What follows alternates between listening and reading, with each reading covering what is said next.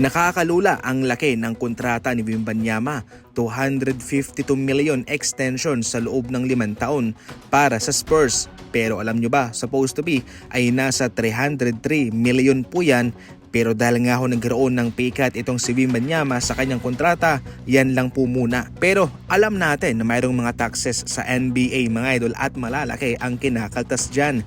Kaya magkano na lang ba ang clean pay cut nitong si Wembanyama pagkatapos na kaltasan ng mga taxes? Una, yung federal income tax na nasa 37%.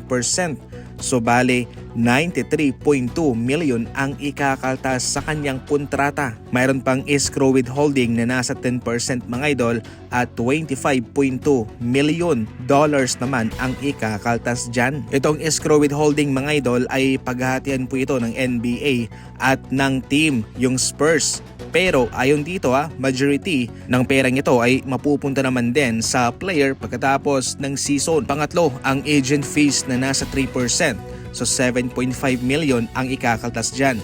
Samantalang yung pang-apat naman, yung jack taxes. Wala si Wembanyama nito pero usually nasa 2.5 million to 3 million ang ibinabayad ng mga manlalaro. Pero so far para sa kanya dahil nasa Texas po siya ay wala po siyang babayaran para sa kanilang state income tax. Panglima naman, ito yung jumbo o state taxes. 3.5 million ang ikakaltas dyan.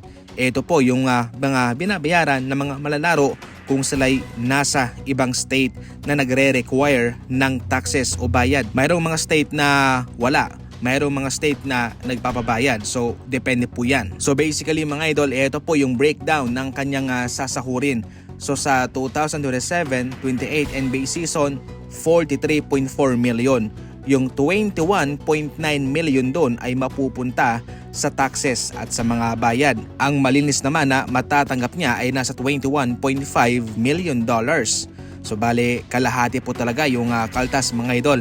Yung kanyang 252 million dollars na kontrata ay naging 125 million na lamang. So yun po ang malinis na matatanggap ni Wemby. Baka matanong nyo, malaki nga pero malaki naman yung kaltas sa mga taxes.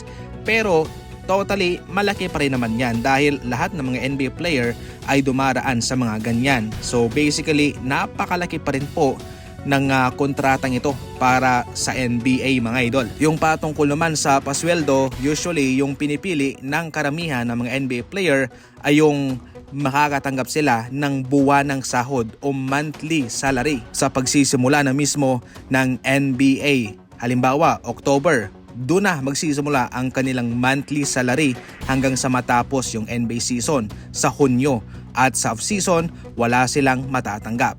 Pero yung iba namang mga malalaro ay pinipili nilang makatanggap ng buwanang sahod sa isang taon. So halimbawa, January hanggang Desyembre yon. So kahit nasa off-season, mayroon silang monthly salary. So yun lang po ang dalawang option doon mga idol.